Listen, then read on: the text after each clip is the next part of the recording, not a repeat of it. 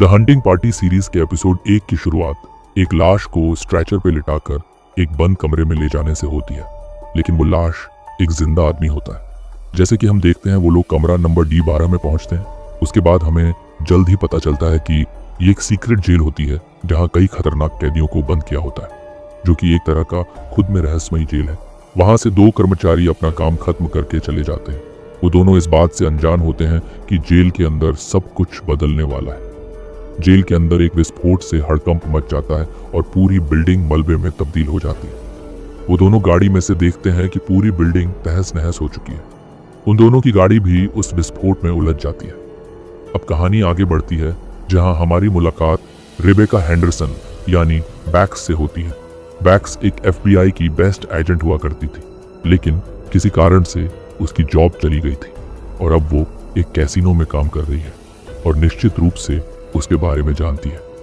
कैमरों की जांच करते हुए वह तुरंत पता लगा लेती है कि कौन लोग कैसीनो में फ्रॉड कर रहे हैं और ये उसे इसी चीज के लिए एकदम सही एजेंट बनाता है। जेल में हुए विस्फोट के बाद FBI द्वारा बैक्स को उसके जीवन से और उसकी कैसीनो की नौकरी से दूर कर दिया जाता है और दोबारा से FBI में शामिल किया जाता है।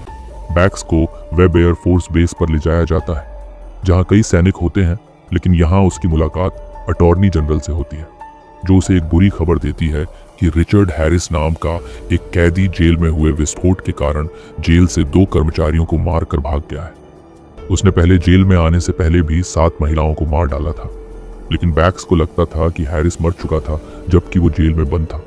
ये कहना मुश्किल होगा कि इस विस्फोट में कोई जीवित बचा था या नहीं, लेकिन बैक्स के कॉन्फिडेंस और उसके काम को देखते हुए उसे भागे हुए कैदियों को लाने के लिए एक टीम में शामिल होने का काम सौंपा गया है। वह लोग ये नहीं जानते कि कितने कैदी भाग गए हैं, लेकिन वो इतना जानते हैं कि हैरिस उनमें से एक है। हैरिस डेनवर जेल से भागकर दूसरे शहर में पहुंच जाता है। FBI की टीम की सूचना से पता चलता है कि CCTV फुटेज में देखा गया है कि हैरिस दिन के उजाले में एक लड़की को किडनैप करके भाग गया है। हैरिस तक पहुंचने के लिए रयान अपने जेट यानी जहाज का उपयोग करता है, लेकिन वे निश्चित नहीं है कि हैरिस आगे कहां जा सकता है। बैक्स के साथ रयान हसानी और जेल के गार्ड शेन फ्लोरेंस भी शामिल हैं, जिनका मानना है कि हैरिस लड़की के घर की ओर जा रहा है और उन्हें उसका पीछा करना होगा। हालांकि बैक्स उनकी बातों में नहीं आती, क्योंकि उसे लगता कोई भी क्रिमिनल इतनी बड़ी गलती नहीं कर सकता। बैक्स फिर घटना वाली जगह के पास के कैफे में जाती है। कैफे में काम करने वाली लड़की से उसे पता चला कि किडनैप हुई लड़की पेट्स हॉस्पिटल में काम करती है। वो कैफे में हर दिन आती जाती रहती है। फिर बैक्स को जल्द ही एहसास होता है कि हैरिस उसे वहीं लेकर गया होगा, लेकिन बैक्स रयान और शेन को सचेत किए बिना अकेले ही जाने का फैसला करती है। जैसे ही बैक्स वहां पहुंचती है तो उसे वो लड़की एक पिंजरे में बंद हुई मिलती है, लेकिन तभी हैरिस बैक्स को अपने वश में करने में सफल हो जाता है।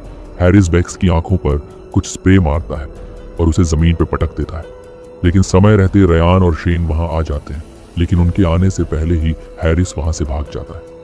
शेन फिर बैक्स को हैरिस की जेल में की गई थेरेपी ट्रीटमेंट की वीडियोस दिखाता है, जिसमें हैरिस एक बात कहता है कि वो किसी काम को अधूरा छोड़ने वालों में से नहीं है, और बैक्स ने हैरिस के हाथ से बनी एक फूल की तस्वीर से अंदाजा लगाया कि वो निकोल वेस्टिन नाम की एक महिला से संबंधित है, क्योंकि वैसा ही फूल निकोल के कंधे पर टैटू बना हुआ है, जिसे हैरिस ने कभी नहीं मारा था।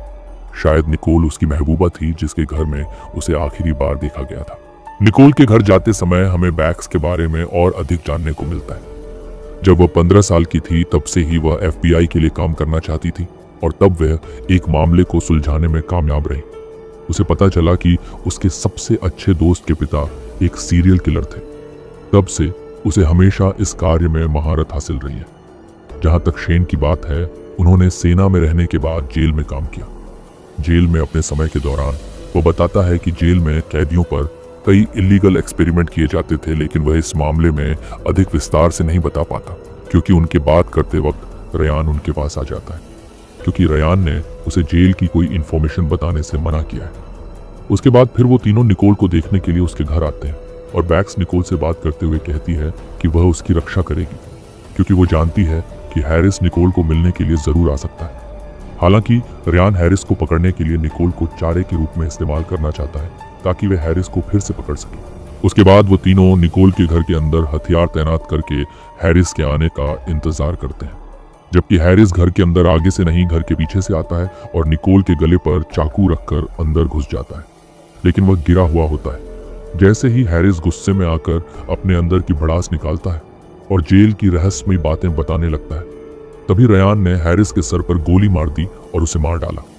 इसके बाद सफाई दल सब कुछ ठीक करने के लिए पहुंचता है, जबकि रयान बैक्स को निकोल को समझाने और शांत करने का वही छोड़ देते हैं। निकोल के सवाल निश्चित रूप से बैक्स को परेशान कर देते हैं। तभी बैक्स को रयान की कॉल आती है और वो बताता है कि हैरिस की चुराई हुई गाड़ी की डिक्की से एक लड़की मिली है। वह सोचने लगते हैं कि हैरिस निकोल को मिलने के लिए एक लड़की को किडनैप करके क्यों लाएगा। पता चला कि लड़कियों को किडनैप करके उपकार दिया जा रहा है, क्योंकि उन्हें निकोल के अलावा किसी और के लिए उपहार नहीं दिया जा रहा था। थोड़े से मोड़ में बैक्स को पता चल जाता है कि यहाँ निकोल ही असली सीरियल किलर है। उसने हैरिस को लड़कियों को मारने में मदद की और खुद को बचाने के लिए उसने पीड़ित होने का नाटक किया। निकोल ही वह थी जिसने हैरिस को प्रशिक्षित किया था और यहाँ इस सब के माध्यम से निकोल बैक्स को मारने के लिए तैयार दिखती है। निकोल चाय की केतली उठाकर बैक्स के ऊपर फेंकती है, लेकिन बैक्स अपना बचाव कर लेती है और उसके कंधे पे गोली मार देती है। लेकिन इस बीच बैक्स को चाय की केतली से निकलते हुए पानी को देखकर अपना अतीत याद आ जाता है। पूरे एपिसोड में हमने देखा है कि बैक्स कई कठिन मामलों का हिस्सा रही है, जिनमें से एक उनके पुराने साथी ओलिवर ओडेल भी शामिल है। बैक्स ने एक हादसे के दौरान ओलिवर को एक गरीब आदमी को कुर्सी से बांधकर आग जलाते हुए देखा था। हालांकि ये उनके लिए वापस न लौटने की स्थिति थी और ये आखिरी बार था जब उन्होंने एक साथ काम किया था। जहां तक बैक्स की बात है, उसने उस हादसे के दौरान सैम नाम की लड़की को गोद लेने का फैसला किया था, जिसका अब तक कोई नहीं था। बैक्स ने रयान को इसके बारे में भी बताया, जिसमें यह भी शामिल है कि वह सैम को एक बेटी के रूप में कैसे देखती है। इसके अलावा रयान की अपनी एक बेटी के साथ साथ 3 बेटे भी हैं। जैसा कि पता चला है, ये बैक्स के लिए FBI में वापसी का रास्ता है, लेकिन अगर वह इस काम का हिस्सा बनना चाहती है तो उसे बहुत अधिक मेहनत करनी होगी।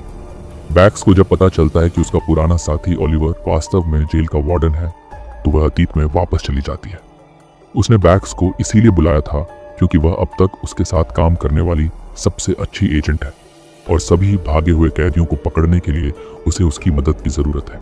इसके अलावा जेल में हुए विस्फोट की वजह, खैर वह हैरानीजनक है कि यह कोई दुर्घटना नहीं थी, बल्कि वास्तव में एक जेल ब्रेक था जो किसी व्यक्ति द्वारा रचा गया था। लेकिन आखिर वो कौन हो सकता है? या हो सकता है कोई उन कैदियों को बाहर लाना चाहता था, जिसके बारे में हमें आने वाले एपिसोड्स में देखने को मिलेगा। तो आज के लिए सिर्फ इतना ही दोस्तों, मिलते हैं नेक्स्ट एपिसोड में।